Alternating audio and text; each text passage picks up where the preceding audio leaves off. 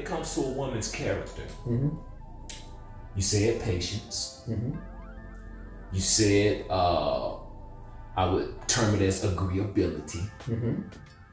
What other character traits would you say when you really look at the inside and the core and the substance of a good woman? I think it depends on the man. Okay. That she needs to be good for that man. Okay. I'll give you an example of your grandmother and my stepdad. Okay. Grand and Fisher. Fisher didn't really need a whole lot. He was a mechanic. He always came home with his hands all like greasy. Yeah. And when he wasn't working on cars, he was fishing. So the only thing he really needed is when he came home, there was dinner made for him. If there was any phone calls he needed to know about, you know, if his bathroom was clean because he was going there and, you know, take a shower and get all the grease off of him. And while he was eating, if mom just sit there and just talk to him for a few minutes. Yeah.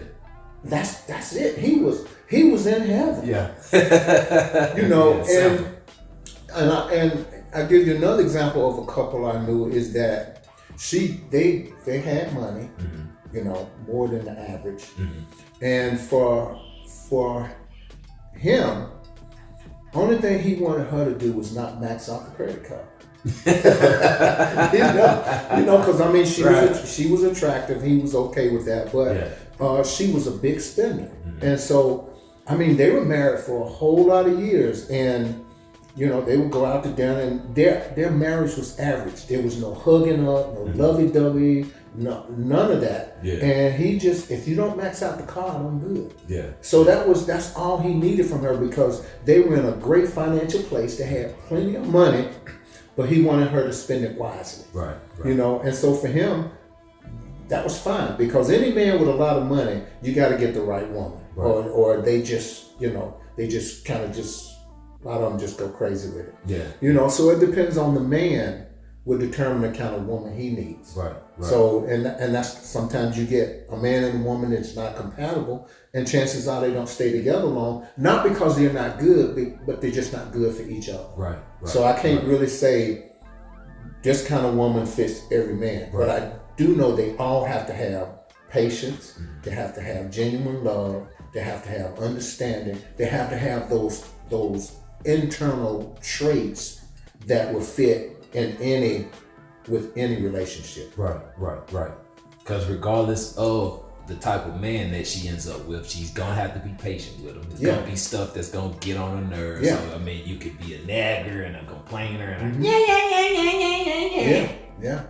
or you can have a conversation and, you know, express certain things or just help him organize his life if it's not as organized as you want it to be. But don't feel like you could turn that man into your ideal man. Just understand that you have to work with the man that you got. Yeah, it never works. You can't change it, so you have to look for the right man. Right. Just like the man has to look for the right woman. Right. And it has to be a fit. You can make it work for a while, but eventually it's gonna break down. Yeah. And that's definitely something that I always say. Like I've always looked at it from the standpoint of if you know how they say a man finds a wife or a man finds a woman. I feel like as a man, you have to know who you are first and where you're heading in order to know the right woman. Exactly. That's headed in the same direction. Exactly. That can come alongside of you and help you get to that point. Exactly. You know, but if y'all have, you know, different perspectives and different priorities on different subjects and it's like you're going separate directions, like you said, it's not going to work. It's not. So, even if she look good. Yeah.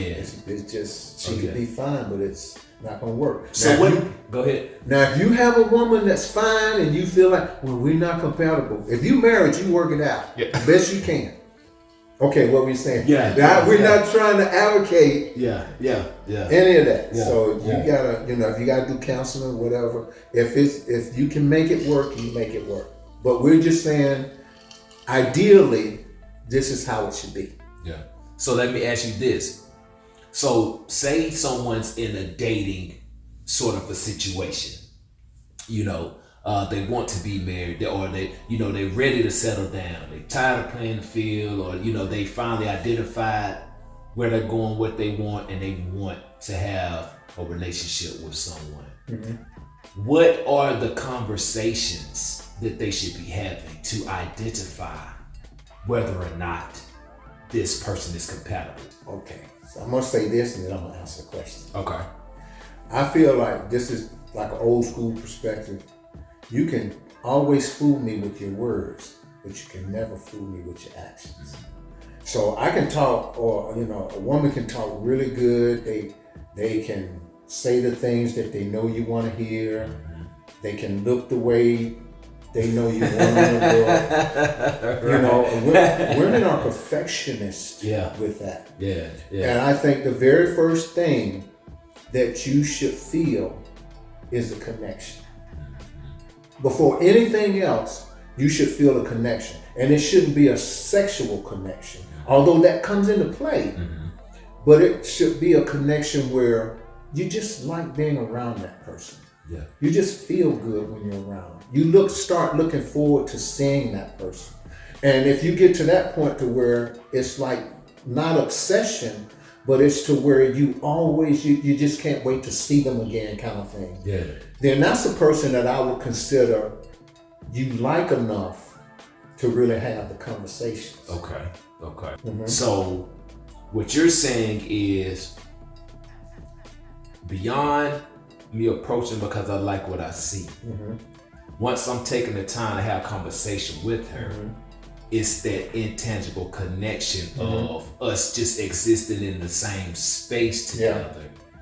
It feels right. It feels good. It feels right. I enjoy it.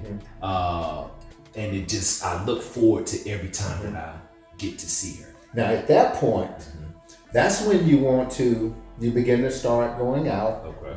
And at dinner, you get to see what her table mannerisms are. And you look for certain things. You get to see that just organically. Right. And as you continue to date, you will end up, you will end up at her place, whether it's a house or apartment. You will see her cleanliness level. As you continue to date, you will hear her talk about what bills she's got due and credit cards, and you'll get to see how she handles her finance. You get to see those things. You want to see those things organic because they can tell you what they want to tell you. Right. But you want to see the true life. You want to see the real life. Yeah. And the only way you can see that is to spend time with them.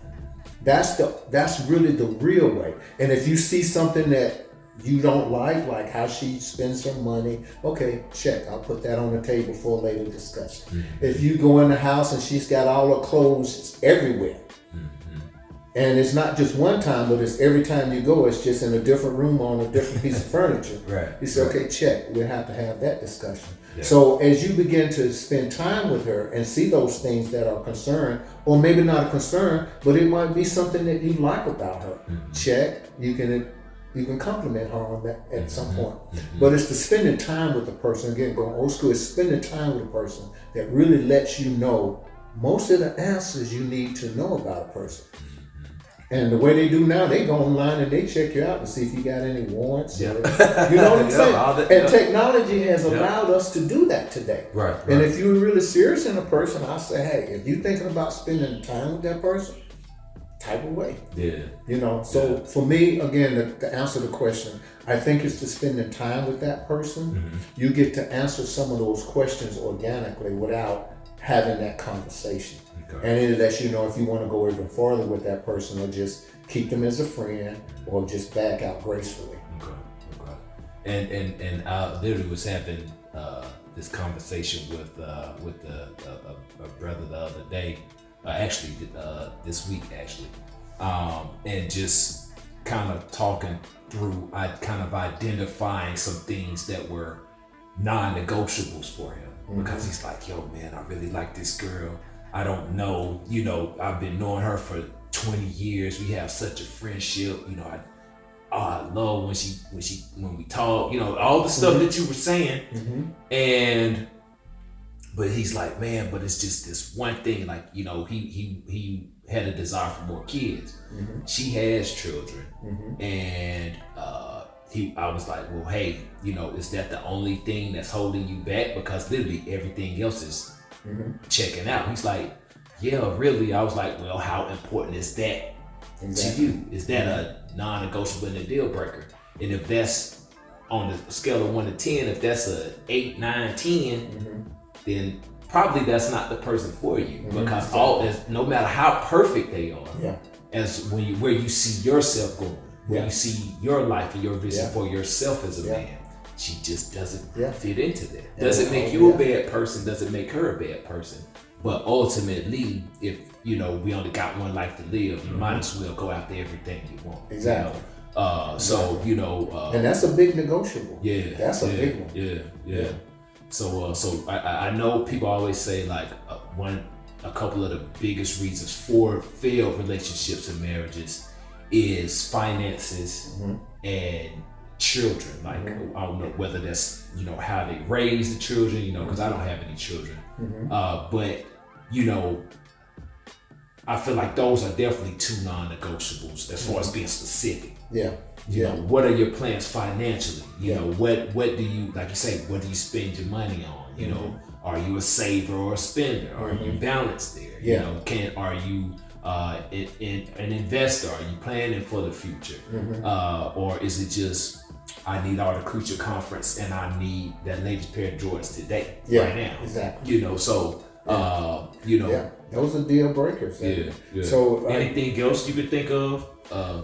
well, and again, we're talking like two different times. Mm-hmm. You know, when I grew up, those things were not really issues. It was being able to make ends meet, Okay. keep a roof over your head. Those were the things that were important to most married couples back then. Okay. Kids, pretty much all of the families back then Everybody had had- kids. yeah. Everybody, it was just a thing. So it's a newer phenomenon as far as women maybe not having kids. So you don't remember many women back in the day, like maybe being single without kids, into their late 30s, 40s. It was not as prevalent. Okay. Yeah, Okay. not as prevalent. But today, again with social media and everything, and women, I'm woman, hear me roar. Yeah. Women feel like today, I'm just much as a person as a man. If I want. So it's a different type of conversation and Okay. dialogue today. Yeah. It's just really different, and I feel like this is just the times in which we're living. Right. That if a woman doesn't want to have kids and you want kids, she's just not the one for you. Yeah. Whether you find another one that close to what you're looking for, maybe not. Yeah. But to take that woman and marry her and try to start a life, in the back of your mind, you're going to always want that seed with your name. Yeah.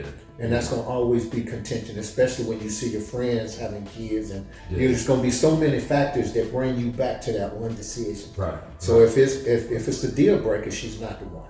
Okay. Period. So identifying your deal breakers and having conversations around. Yeah, you have to. around those things. Yeah.